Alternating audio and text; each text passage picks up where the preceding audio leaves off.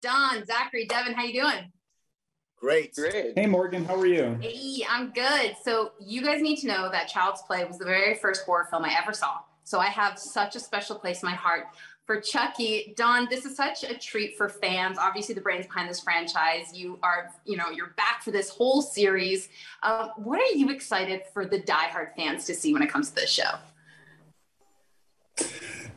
The thing that I'm most excited about fans seeing with this new iteration of the franchise, Chucky as an 8-episode TV series, is the heart that we were able to bring to it with the contributions of all our very talented writers in the room and all of our directors. I think that people will be surprised by how heartfelt it is and how sweet it can be. And I know that people don't necessarily associate those words with our franchise yet, but I think that they may be surprised. I mean, one of my ambitions with the show was not only to deliver the screams and the laughs that people are used to, but I also hope to make people cry out of sentiment and just how wonderful the whole thing is. Well, and I totally see that with Zackary, your character Jake. I mean, there's so much heart there, and with his connection with, his fellow students. The original films came out way before you were born. So I need to know, Zackary, how much did you know about Chucky before signing on? I didn't know much about it because my parents they didn't want me watching a lot of horror movies when I was younger. I think they're scared of me becoming like a murderer or something. I don't know. But they would basically, yeah. But I never really knew him. But I remember in elementary school, if you were like a kid who watched the Chucky movies, you were the cool kids. And so it just made it a lot cooler just to be on the show. Yeah. Listen, I was super cool and I was a fan. No, I wasn't cool at all, but I was a fan. Devon, obviously you've been a part of some iconic horror films, Final Destination, I still forget when I get on a plane, Idle Hands. Did you watch these films growing up? 100%. I watched, of course, it was a big part of my VHS rental history. Chucky, I rented them all. Child's Play was as big as movies like, Nightmare on Elm Street, Tremors, Goonies, not Goonies, Ghoulies.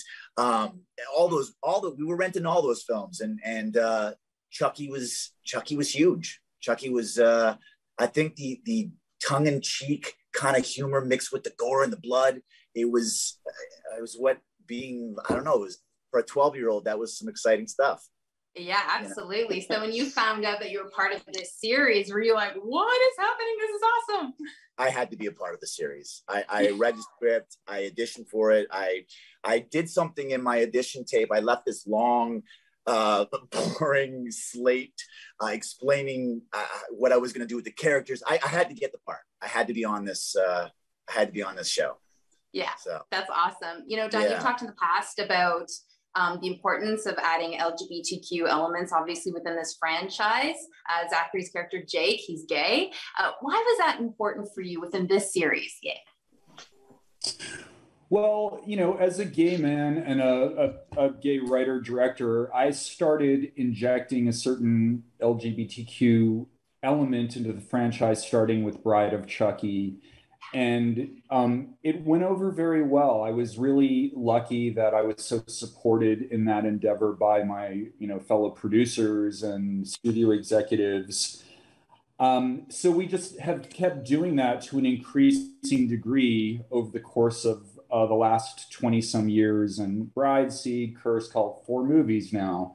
So I wanted to keep doing that, but knowing that with a television show that we potentially were going to reach a bigger audience than we ever had, and specifically young people, because one of the things I wanted to do with the TV series was to focus on teenagers. Yeah. I thought it was a great opportunity to give not just all horror fans, but young gay and queer horror fans someone to identify with, because that's not something that I had in my generation growing up. I saw lots of so-called final girls in horror movies, but never final boys. And I thought it was just a great opportunity to give to provide some representation, which I think is really important. Absolutely. Zackary, how would you describe the, dare I say, dysfunctional relationship between Jake and Chucky?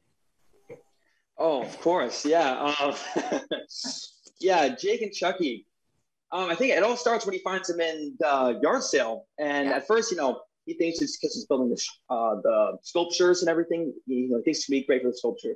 And obviously when Chucky, finds out, how Jake's life is, essentially, he decides that, this is the kid that I'm going to use. This is the kid that I'm going to trick.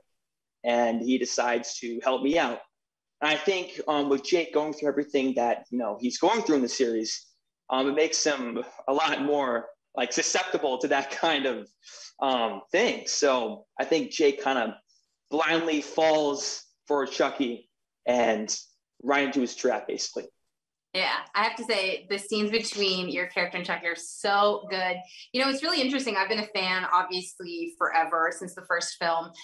Devon, why, when you have a serial killer like Charles Lee Ray, who does all these horrible things in the form of a doll, why do we continue to root for Chucky? I can't get enough. I think it's human nature to root for the bad guy sometimes. It really is, especially since Chucky's such an interesting bad guy. You kind of find yourself, liking it. You're escaping from reality. You're watching a film, and it's fun to root for the bad guy sometimes. That's why Chucky works so well. Is because it's such a cool bad guy. You like the bad guy. It's why it works so beautifully. Yeah, he swears a lot. He swears a lot. That's part of the reason. He's funny. He's interesting. He's a great bad guy. Yeah, he definitely is. Don, how's it been for you, obviously working with Brad and Jennifer all these years, but having them back for this series? It's been great having Brad and Jennifer back. It's always great to work with people that you know and that you love. And I think it's one of the things that has helped the longevity of our franchise is that we tend to pick up people along the way and keep them close to us. Whether it's in the same role or in different roles in certain cases with certain actors. But another thing that I love about it is I love, as a writer, getting to write material for actors that I know. I know their skill sets. I know them as people. And it's fun to approach it from the perspective of what new stuff can I give these amazing, and in their cases, both of them Oscar-nominated actors, what new stuff can we give them to do that they haven't done in this franchise before? Yeah. So that's a lot of fun too. And then because we had so much time with the TV series, 8 hours, there was ample opportunity to allow them to really dig into those characters and relationships. That's awesome. Well, congratulations, you guys. They only sent me 4. I heard 5 gets real crazy, so I cannot wait to finish this. Thank you. Thanks, guys.